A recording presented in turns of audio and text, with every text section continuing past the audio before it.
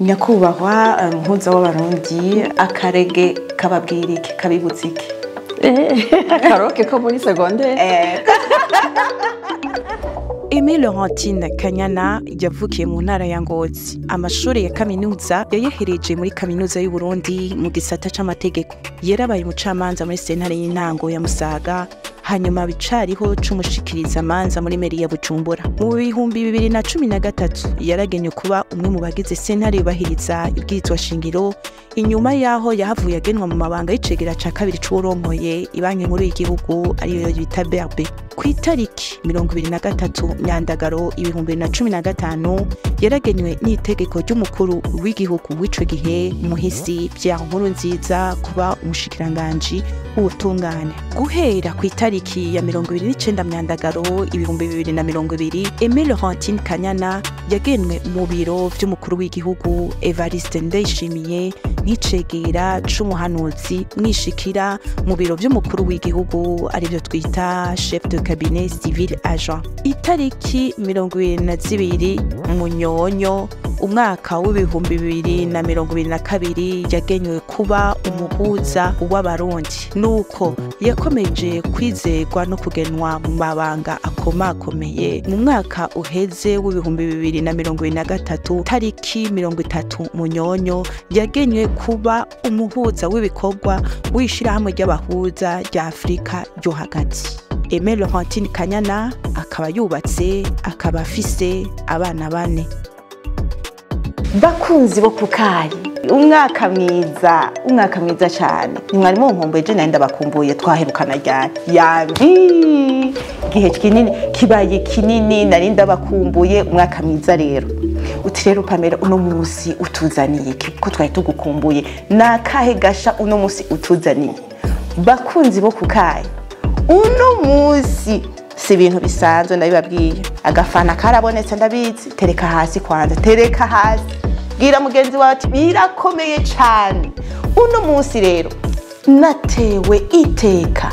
Kumwe nkunda kubivuga ati nkabishusha cyane ati mu bwami bwa Pam Channel TV twatewe iteka ryo kwakira umwe mu bakenyezi akaba ari uwa mbere muri Republika y'u Burundi yashoboye kuba umuhuza w'abarundi, Aimée Laurentine Kanyana. Akaba yishikiye mu bwami bwa Pam Channel TV mu kiganiro kukayi. Agaterusi uno munsi karakora umuti. Reka ndamwakire bakunzi bo kukayi, mufashe tumwakire.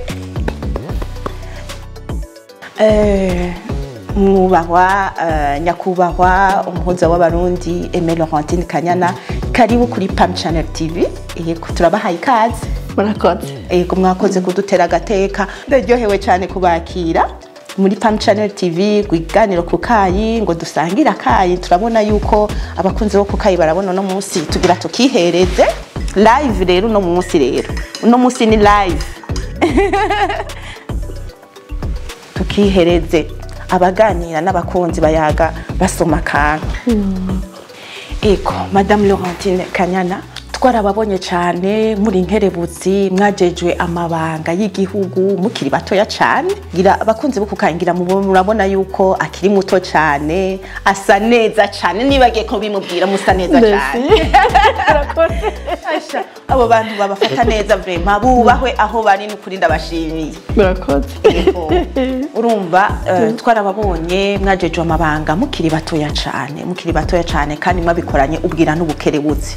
Rero kenshi hari igihe batwibiwa ubwira n'ubukerebutsi ngo abana ba Bujaville, abandi nabo bakaca bavuga ngo ngo rega nivyo ngo nakazina kewe karabiranga ngo Aimée Laurentine. Alors ubutobwanyu bwari bumeze gute? Murakoze cyane.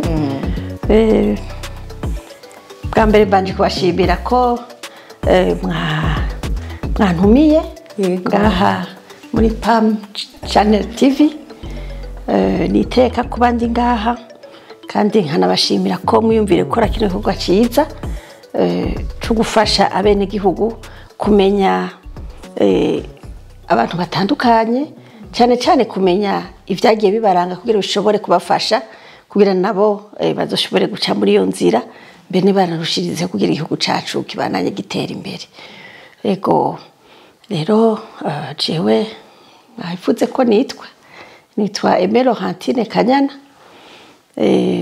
nkaba navukiye mu ntara ya Ngozi muri komine Ngozi, ku mutumba witwa Muremera, si mu gisagara nkuko bariko urabivuga, ariko uno munsi hasigare mu gisagara kuko caragutse, ariko ubundi kera ntabwo hari mu gisagara, hari yabita ngo twe twahita ngo mu Kirundi, ego ahantu nyene mu bene gihugu nyene basanzwe, ego hanyuma amashuri mato mato nayize kuri Ngozi ya mbere muri ville y'Ingozi, ariko siho natoreye ca kibazo concours ko kera ntiwahita ugitora, twarabanza kurindira yuko ibibanza biboneka, sinovuga ko tutari tubishoboye kugitora, ariko barabigiraho bakatira hakamenya bakeyi kugira bashobore kuronka amashuri babashiramwo mu mashuri makuru. Rero nca ndahava nca ngenda ku rindi shuri ry'ahantu hagati mu misozi yitwa kuri Ecole Primaire de Buhiga, inyuma ya Lycée Don Bosco y'Ingozi. Hama ndahahereza umwaka wa gatandatu, nca ngenda mu mwaka w'indwi kuri Lycée Busiga, nca ndahiga ndahereza amashuri yisumbuye, nca nza ngaha muri université muri kaminuza y'u Burundi mu gisata c'amategeko, niho nahereje lisansi. Yego. Ndibaza ko bavyumvise kubera benshi bahora biyumvira ngo ya n'umwana wa Bujaville ngo uyaye n'abandi, naho Ingozi ni gisagara gikomeye, ariko hari abahora bavyitiranya ngo ya ngo n'umwana wo mu Ivire w'Ibujumbura afise ama connection. Murumva aratubwiye aho yakuriye, aratubwiye urugendo rwiwe, ariko nashaka kumenya mu buto bwanyu mwari mumeze gute? Mwari mumeze gute? Mwari abana bashoshanutse? Mwari mumeze gute? Mwaratinya? Mwari abana bashira amanga? Babana usanga bakubwira ati tugende jewe ndahabona, babana usanga barinda? Mwari mumeze gute? Bava bingora kuvuga umuntu abandi bantu bakubona we ntushobora kwimenya, ariko nibaza ko ibyo nibuka nuko urumva mu muryango ndi umwana mukuru nawe urabizi ko ategerezwa kuba umuntu nyene yitwararika ibintu byose, akitwararika nabo bavukana, kuvuga yuko rero muri ubwo ndi umwana mukuru mu muryango, umuvyeyi yantuma vyinshi akananyagira vyinshi, bigatuma rero ibintu by'ubuzima bitandukanye nshobora kubimenya, nkagerageza kubitegera. Hama kandi muri uko kuntu n'abandi mukuru nagomba kwitwararika abo tuvukana, nkagomba kubereka inzira nziza. Yego. Kubera nariko ndabifatanya, abantu benshi barashaka kumenya, ariko umukenyezi yagiye arashingwa amabanga agashira amanga mu bintu bimwe, murabona ariko mwabaye babahaye amabanga mu bihe bitari byoroshe na gatoya, ariko mugashira amanga. Hariyo bamwe biyumvira ati turakeneye kumenya ubuto bwiwe, iyo bari muri babana hari utwana dutoya ubona utwana usanga turinda. Ego, mwe mwari mumeze gute? Mu bisanzwe ico nibuka nuko haba ku mashuri mato mato, haba ku mashuri yisumbuye, kenshi abandi bana barakunda kuntora ngo ndabarongore, canke abandi bana afise ingorane ugasanga bama bashaka kuza hondi, abandi bana nk'umwana abona abandi bana batamwemera batamukunda, yaza iwanje yaba umugenzi w'iwanje, ati ni rero bikaza uko. Hama n'abandi bantu nyene duhura rimwe hari waza wumva avuze ati we wa mwana we, hariho umumama ahantu twahora tugenda kuvoma akamambwira ngo wowe muzo umucamanza. Nk'ubu amazi yarakenya abantu bagashwana kw'irobine, hanyuma je nkaca negera inyuma habwiye ati nimutonde tuvome dutonze, agaca avuga ngo we kandi uzoba umucamanza. Nkiri mutoyi cyane niga mu mwaka wa 5 gutyo, bwa ntavyo nari niyumvira byo kuzoba umucamanza vy'ukuri. Mugabo gusa uko kuntu nyene mubana n'abantu ugasanga hari ukuntu baza bakwita wewe nawe utazi igituma bakwita gutyo. Hama mu mashuri yisumbuye naho nyene hari umwana nk'abandi, ariko naho nyene barantora nkarongora abandi bana byo kuba nka derege, biru nk'ivyo yagene bitabitoye. Wari hari gikorwa Imana yariko iragutegurira ikurongoramwo butabizi. Hama ariko ikintu navuga ko nagize ko umugisha cyane ni umuvyeyi wanje n'abavyeyi banje kuko urumva ko nari mukuru baranyereka ati gomba gukora banyigisha gukora ni kuvuga abavyeyi bari abakozi ba leta mama wanje yari umwigisha mu mashuri mato mato papa wanje nawe yari yize ivyo guharura yari mu comptable hanyuma rero ariko kurya abafonctionnaire bandi babaho ugasanga bayeho kubera umushahara gusa niki twebwe siko vyari bimeze mama muri mu biruhuko bikuru yararima karimisha abakozi natwe gacha dutwara gufatanya n'abakozi kurima ico rero kigatuma umuntu yumva yuko ibikorwa agashira imbere ibikorwa akumva yuko nyene atokwigira yicara yo kwama afise ikintu ariko arakora hanyuma ndibuka umuvyeyi papa amaze kwitaba Imana mama wanje yaciye ambwira ati mwana wanje ibintu biragoye naje ndashobora kugenda umwanya n'umwanya ati rero ngo ndakwereke ivy'urugo vyose nyene bimeze ejo ntuzuhave ngenda ntabikweretse aho mwari mufise imyaka ingahe aho nari muto sinari bwakwiza imyaka 18 nagira ndayikwiza ariko hama rero arambwira ati ngomba kukwereka amakonte yanje yaje umuryango ngomba no kukwereka n'amatongo ibintu byinshi byose bigatuma ntangura kwiyumvira iby'ubuzima rero ibyo byaratumye mbona yuko nkwiye kuba umuntu akerebuka mu buzima kuko ejo ari genzo hava sigara byose ndenda biraba hanyuma mu mashuri yisumbuye naho nyene twiga ku ishuri twari turezwe n'ababikira ababikira nabo baratwigisha by'ukuri indero bakatwigisha kuba abantu bisoneye abantu kandi bakerebutse cyarazira ko abandi bana bariko barakina basanga umuntu yicaye baca bakuvuga kuri umunebwe bakanagukura n'amanota mu mwanya wo gukina kwari ugukina mu mwanya wo kwiga kwari ukwiga ukavyiga ubishize ku mutima mu mwanya wo gutamba umuziki kwari gutamba umuziki nyene ako turagasubira ko aho turagu hanyuma igikorwa cyose kagira umwanya wacu kandi gakorwa cyatiza gukorwa neza rero abo babikira baradufashije twari turongowe n'umubikira yitwa Semyotso Pascal uwo muntu baramuvutse Semyotso kabisa abantu bahize nukuvuga uwo mubikira rero yari umuntu akerebutse yugurutse katubwira ati mugomba kuba abakobwa bisoneye biteka n'ubuntu ati mugabo kandi bugurutse sinovuga ngo basirimutse niko bavuga yego ati mugabo kandi mukagira ubwenge nyene tukabaho mu buzima rero bwiza ku ishuri turi kumwe n'abantu batwigisha kuba abantu bugurutse mugakanda ibindero akatubwira ati burya muja kubaka ati yewe uza umubikira atazoba agiye kubaka n'Imana ati yaba uzoja mu rugo azoba agiye kubaka kugira heneye ko muzoba abakobwa biteka n'ubuntu bazokubaka ingo nziza rero ivyo byaradufashije byaramfashije navyo nyene kumva ko byaca bituma umuntu aguma byaratumotiva ukaguma wumva yuko wowe umuntu agororotse kandi agirira ikimazi abandi rero naho kuririse kandi naho nyene ntibaturera ntitwarira amaboko twariga twongera tugakora n'ibikorwa ni ukuvuga umengo saa 11 mu gitondo 11 mu gitondo twaba tuvyutse kuja gukubura ahantu hose twagenda tuje kwakubura twaja mu shije kwakubura tukaja gufasha gutegura ibyo kuja gufungura ibintu byose byafise umwanya wacu ikintu cyose umwanya wacu nukuvuga ku iyo lise hama hari suku ntoshaka kumenya ko abana amajana hama hari suku muri interna amakorofya hameze neza mu mashuri cyo kimwe ku mubiri ikintu cyo cyose cyaho cyamara ikintu cy'isuku authentique ego no kuvuga ko kuri umwana yarewe icyo gihe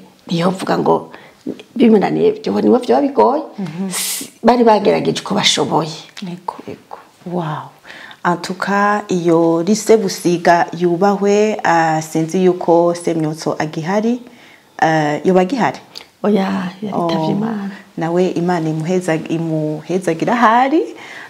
Urumva yuko yabakuyemwo abantu bijunjana ijambo. Ego turabandanya. Uno munsi hariho poste mwokupa, hari ivyo mwagiye amabanga mwagiye murazezwa n'igihugu. Mbega mukiri turacari mu buto bwanyu, mwarigeze murota mwiyumvira ati yo mbega uyu munsi umwe je nzoba iki? Mwe mwarigeze kugira nk'indoto mukabona ati jewe ntegerezwa kwiga uko bishobotse kose, ntegerezwa kuba umuntu adasanzwe akorera igihugu tuvuge? Urumva iyo umuntu ariko ariga kuyumvira nyene wifuza gutera imbere. Jewe kubera kumva ko mama wanje ari umwigisha wo mu mashuri mato mato, papa wanje ari umukontable bamwe bize nyene amashuri aciriye hagufi bakera, jewe nabona ko ibyo arivyo byose sinoguma aho bageze, ntekereza gutera imbere kubasumva. Ivyo byaraguca mu kanwa? Ivyo nivyo byari imbere yiwanje, ku buryo rero ibintu byose nakora jewe nama mbona ko ikintu cya mbere nteza gukora no kwiga universite. Rero ikintu nifuza by'ukuri niga universite, ntabwo niyumvira ko nzoja muri politike niki. Je niyumvira ko nzokwiga universite nkiga amashuri maremare nkategerezwa kuronka doctora. Nico cyari imbere ko navuga ntifise doctora nzoba ndakagaruka ko bakunze wo kukare. Nzoba umuntu akomeye azi ubwenge ashobora kugira ibintu akoze mu gihugu. Yego akoze mu gihugu. Ako turabakabandanya uno munsi ako kose ndakagaruka ko abakunzi bo kukayi nabemereye ko tugaruka ku kaziki ko nirise Busiga. Hama ubu naho nababwiye ndabemereye ko tuza kugaruka kubyerekeye kubandanya indoto yuko yifuza kuba yogira doctora. Ibyo byose mukambikira ahantu nababwiye ngo mutereke akantu ahantu mwicare neza, ntega amatwi neza. Ibintu birakomeye mugenzi wacu. Alors uno munsi hariho abakenyezi benshi aho tubona ibintu byinshi. Twebwe naho tutovuga ngo twebwe abakenyezi canke abantu twamaze guha abantu babashinganaye, tukavuga ati ibinye nivyo abashinganaye twe ntitwoshiramwo. Ariko mwebwe muri nibaza yuko muri naho uno munsi bo babikangukiye, muri mu bakenyezi bashoboye kwinjira muri carrière politique. Muri carrière politique aho abantu kenshi abakenyezi benshi bakunda kugira ubwoba ati oyo bijya bintu nabyo nojamwo, mbega noja hajya oyaha, be no bishobora n'umuryango oyaha. Mbega nigiki cagumotivye canke ni mu kibano canke mu wo mwakuranye wagiye urabona ni bande bakwensipiye kugira ngo ushobore, yari passion yawe politique, byagenze gute kugira ngo winjire muri politique? Kugira ngo uhinguvu abo bose bafise indoto muri batoyi bariko baraturaba mu kiganiro kukayi, bavuga abifuza kuhashika, bibaza ko aramananiza canke babarabira kure bavuga ati burya nigikomango kwere yarabishoboye mubakure mu bwo bwoba. Urumva nako mbanza kubaze kuba muri politike ubyumva wumva ari kuvuga iki kuba muri politike? Kwinjira muri politike nibaza ko ari kwinjira kugira ngo ushobore gufasha ivyerekeye igihugu, guteza imbere igihugu, gutanga intererano zawe. Hariho nawe uri muri politike? Wow. Benshi twumvise politike wumva umengo namabanga yo gutwara canke nk'amaposte muri ko amabanga akomeye canke kuvugana n'abakuru n'abahambaye mu bintu bitandukanye. Nivyo kenshi bakunda kubona, usivye ko menshi batazi ko ari kwinjira kugira ngo uje mu ntererano zishigikira igihugu bivuye mu vyiyumviro butanze. Muri make mu bisanzwe politike je ko ndavyumva ni kuvuga ni intunganyo, ni gutunganya cyaba igihugu, n'uburyo abantu bashobora kwiga ingene botunganya igihugu, nkuko bishobora kandi kuba ari gutunganya igisata runaka, igisata kijajwe kumenyesha amakuru, hakaba politike y'ingene bamenyesha amakuru. Hariho politike y'ingene intertekeza kumera, politike y'ingene ubutungane bugomba kumera, politike y'ingene amagara y'abantu agomba kumera, muri rusange izo politiki zigiye hamwe ziba politike y'igihugu. Iyo politike rero y'igihugu nta munyene igihugu n'umwe ashobora kuja inyuma yayo. Rero no kuvuga yuko nta na kimwe kigoye wewe uri kurakora iyo politike mu bijanye no kumenyesha amakuru, nanje ndiko ndayikora mu bijanye no guhuza no kuba umuhuza w'abarundi, narayikoze no mu bijanye n'ubutungane n'ibindi. No kuvuga yuko muri rusange nta giteye ubwoba kirimwo. Ikintu cyo gutera ubwoba niyo ugiye ahubwo ngira ngo winjiye muri iyo politiki ugira uje kuyonona canke kononera abantu. Aho uteza kugira ubwoba ati mbega ndabigenza gute. Mugabo iyo ugiye uvuga uti ngiye gukora nkore ku neza y'abene gihugu kugira iyo politiki bagirira akamaro, ujana umutima mwiza ukabikora wivuye inyuma ataco wisigariza kugira ngo umwene gihugu amererwe neza. Ucu bishobora. Tumira amate tubandanye.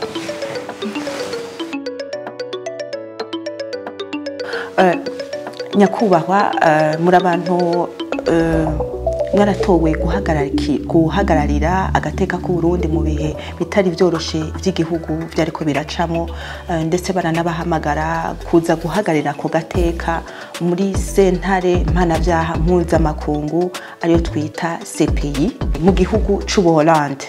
Ntivyari byoroshe ariko twarababonye mwabikoranye ubwira n'ubukerebutsi. Nirihe banga mwakoresheje? Murakoze cyane. Nivyo igihugu cacu harageze igihe nyene haba abantu bagomba bakivuga nabi, bagacambika n'ibara, bakambika n'ibara abarongoye igihugu. Hanyuma haragera naho na sentare mpanavyaha mpuzamakungu CPI itangura kuvuga ko hari abarundi bashobora kuba barakoze ivyaha, barugurura bakavuga ko bagomba kugurura n'amadosiye kuri abo bantu. Byasaba yuko rero nk'umushikiranganji w'ubutungane ndahaseruka kugira ngo ngende guhagararira igihugu. Ntivyari vyoroshe, na cane cane yuko ibijanye na droit international ntavyo nari narize jewe, nari narize ibijanye n'amategeko, mugabo iyo specialite ntayo nari ifise. Byasaba yuko rero menya ingene abo bantu bakora kugira ngo nshobore guhangana nabo. Kugira nshobore guhangana nabo rero byansabye ko mbanza kwiga neza ingene bakora. Naciye rero ndondera ingene mbanza kwiga ingene ivyo bintu bisanzwe bikora, n'ingene amategeko abigenga icavuga. Mwabanje kugira ubumenyi budasanzwe, kuko buriya wamivuga uti kuja mu mabanga bigenda gute. Muri demokrasi bisaba ko abantu migwi yose iserukirwa.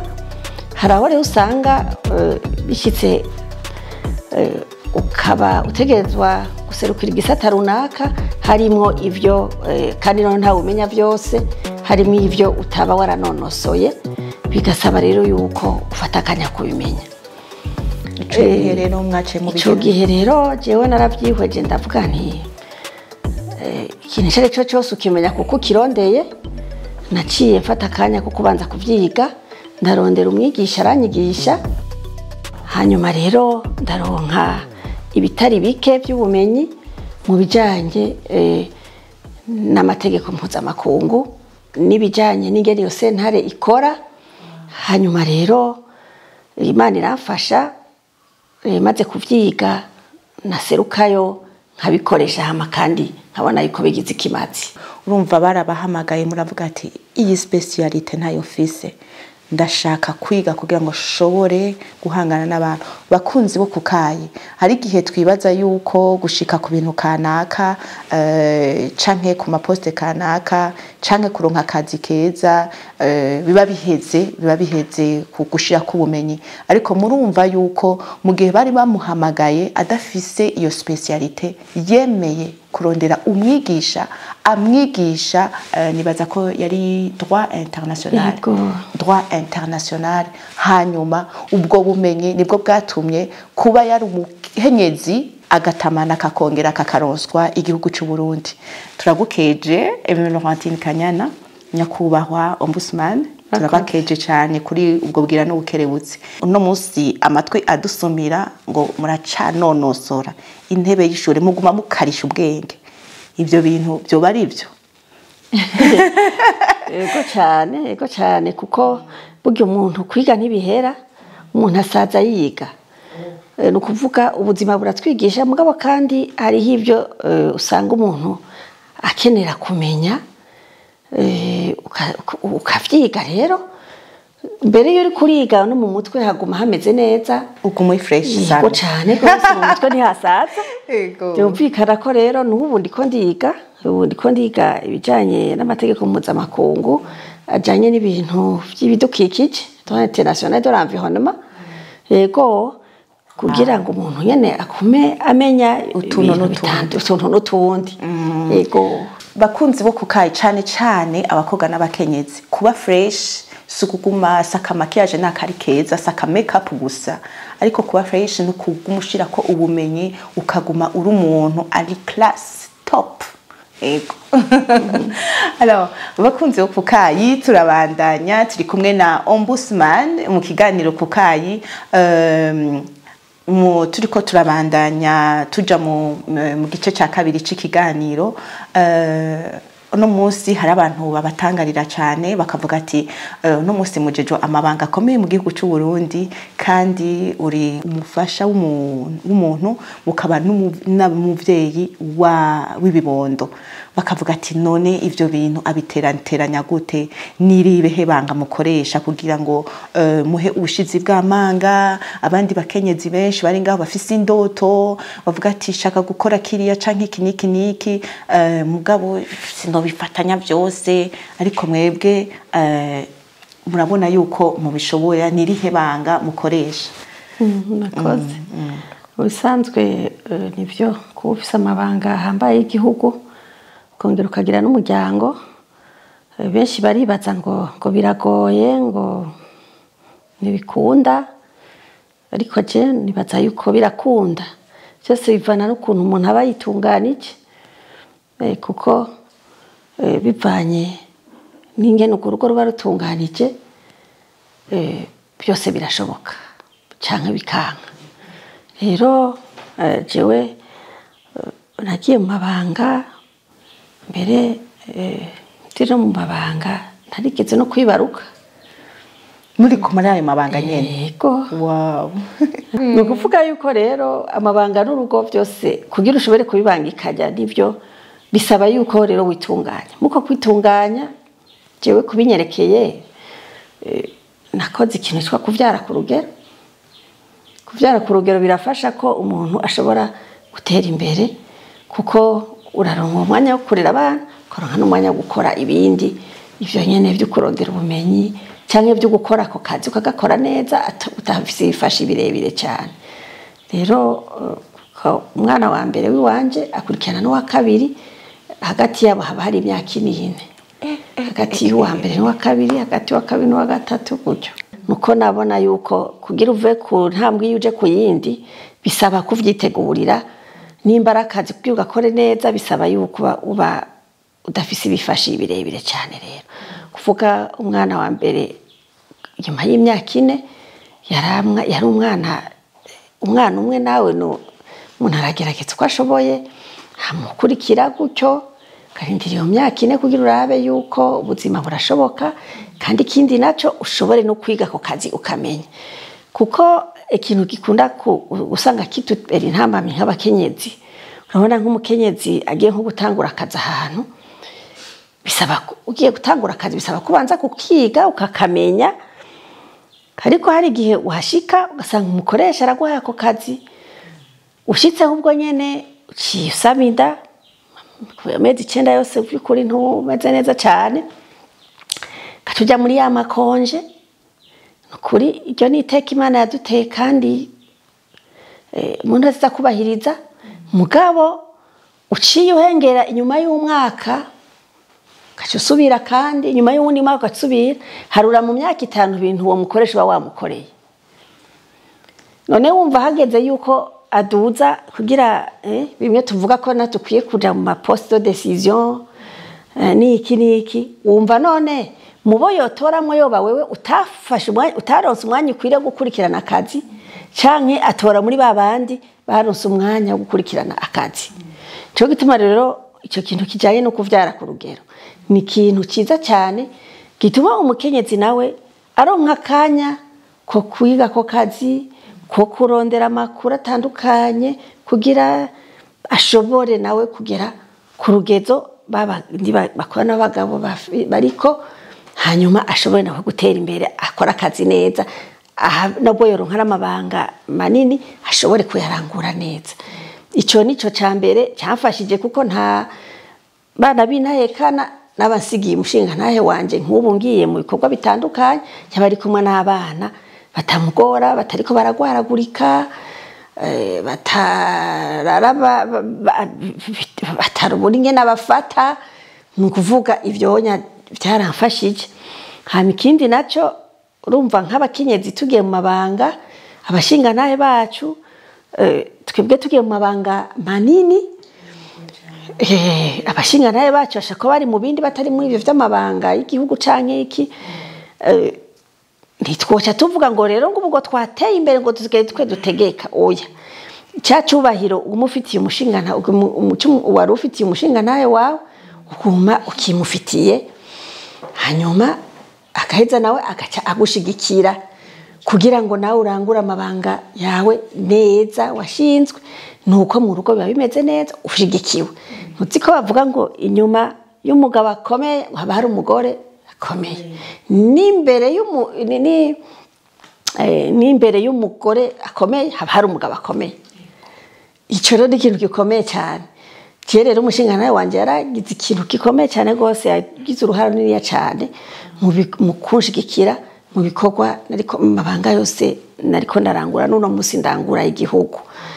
Rero amahoro mu rugo umutekano mu rugo iyo bihari bituma ugiye gukorana nyakazi ugenda ugakora umeze neza nabo muhura ukabakira neza bakuyumvamo ko baje kwakubona umuntu ameze neza bakira neza akagerageza kumviriza ingorane zabo ugasanga nabo bagiye banezerewe. Nene nka twe twari mu vy'ubutungane nabona ahantu hamwe ingorane nyinshi none umwene gihugu yozashavuye yababaye nawe ugacuca asanga wababaye tuca bigenda go isura yahindutse none yo cyavuga ati none ntunganirizwe nande nuwejeje kuntungaze ntiyitunganirije nukuvuga rero utegerezwa kuba umuntu atunganyije aguwe neza mu rugo mu kibano hanyuma rero ugenda kumviza izo ngwara z'abandi.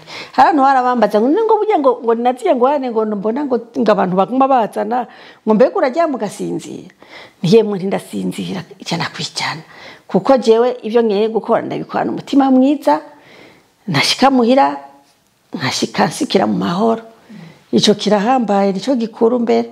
Hanyuma rero mwamaze kuvyumvikana umushinga ntahe mukumvikana kabazi ivyo wagiyemwo abana mukumvikana ukabaganiza naho bari bato ati bugera mfise programme y'ukunukunuko nabo burya barateba barabitegera mugasezerana timuzogaruka ryari tinzogaruka kwa kangahe bagamuka kwana mu ndama wagaruka mugasura mukabonana kandi ugasanga abana bameze neza umuryango umeze neza. Abakunzi bo kukayi ibintu birakomeye cyane kuko uno munsi sumuhuza w'abarundi gusa ariko aheruka kugenwa kuba umuhuza w'abahuza muri Afrika yo hagati. Uno munsi Madame l'Ombudsman mwiyumva gute kuri iryo teka mwahawe? Akoze cyane hari mu nama abasanzwe arabahuza mu bihugu byabo twahuriye mu gihugu cy'u Rwanda twakoze mpera z'umwaka uheze aho rero iryo shirahamwe ryacu ryategeza gutora inzego hanyuma rero jewe nca ndizegwa ko n'ibindi bihugu turi kumwe ngaha muri Afrika yo hagati ko ari jewe noshobora kurongora abo bandi bahuza bo muri aka karere ko Afrika yo hagati. Ni iteka rero igihugu cacu novuga ko catewe kubera yuko ntivyabaye ibintu vyo gupfa gutora gusa, bararavye baravuga bati mu gihugu c'u Burundi urwego rw'umuhuza turabona ko ari urwego rwagiyeho leta ibishaka, ati ni urwego ruri mu bwirizwa shingiro ry'igihugu, ati kandi ni urwego rufise akamaro ku bene gihugu. Ati rero muri ibi bihugu vyacu, ati turashaka ko Burundi bwotubwira bwotubera akarorero, turashaka ko Burundi bwozo zaburaduha akarorero experience, bwoza bwotubwira experience yabwo muri ivyo bintu. Ati ko turabona iyo Burundi bwaragize ibibazo vyinshi, ati mu nzego zagiye zijyaho kugira ngo dushobore kugarukana umwizero mu bene gihugu, ati ubwo rwego rwarabayemo. Ati rero mu bihugu vyacu izi nzego hamwe zokomera nk'uko mu Burundi, ati murabona nko muri za Centrafrique usanga ari umutekano atari mwinshi, haraherutse guhindura inzego hariya nka za Gabon n'ibindi. Bati ku vy'ukuri abarundi botubera akarorero. Rero bashimye gufata Burundi kugira ngo tuzoce tuja kubafasha kuza turababwira ingene ngaha tubikora kugira ngo abene gihugu imidogo bati baronko bayishikana hamwe bayifise, bashikira inzego zitandukanye z'igihugu kuva ku rwego hasi gushika kugwo hejuru rw'umukuru w'igihugu. Murumva ko ari imboneka rimwe aho mu gihugu umwene gihugu niwe banyarucara ashobora kuvuga ati ndagutumye uranshikiranye n'icubahiro, mukuru w'igihugu cy'u Burundi uranshikirira umushikiranganje wa mbere, uranshikira umushikiranganje runaka, uranshikirira igisata runaka, hari aho batantunganirije. Murumva yuko abene gihugu burya niyibakwe, kuko hari abene gihugu bashaka kurondera nk'umuntu w'umurongozi runaka ntahita murongo, cyangwa usanga uwo murongozi kamuciyemo ntiyashatse kwakira umwene gihugu, mugaha akaboneka umuntu ari bumushikira akamusigurira ati rabira urya muntu, akaca murabira. Nyakubahwa muhuza w'abarundi, nagomba kubabaza nabemereye abakunzi bo kukaye, akarege kababwira iki, kabibutsa iki? Akaroke ko muri secondaire hari ico kabibutse. Uno munsi agapla mukunda guteka hamwe canke agapla mukunda hamwe mukibutse gusa, canke umuntu avuze ati jewe ngomba kwakira umuhuza w'abarundi, ukavuga ati aka kantu kankoze ku mutima nakahe? Amateke n'umusoma. Amateke n'umusoma, abakunzi bo kukaye amateke n'umusoma yubahwe. Akabunde canke ubugari bw'ibigori? Ubugari bw'ibigori. Yego. Akanyama k'impene canke akanyama k'inka? Nta kintu na kimwe. Agafi. Bakunzi bo kukayi ntarimwo mu tunyama kwere. Urabona ko nico gituma aguma afise akabiri keza katava ibiyashu byinshi. Murumva yuko akabaganda kabahaye. Ego, akaririmba umuhuza w'abarundi akunda cyane, akumvise atangura kwinjira muri mwe.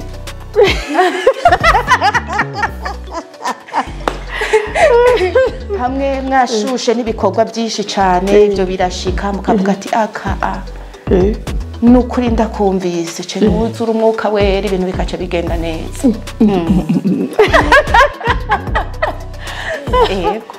Kugenda kura kajya karirimbo k'Imana kavuga ngo imigambi yawe si nk'iy'abantu. Imigambi yawe si nk'iy'abakunzi bo kukaye, turakabashiriramwo tukatazirane nawe. Turacabandanya, hari abantu benshi bakunda kubona abategetsi nk'abamwebwe, abubahwa nk'abamwebwe, bakavuga ati samedi abo bantu gayemwe basohokera he ko tutababona?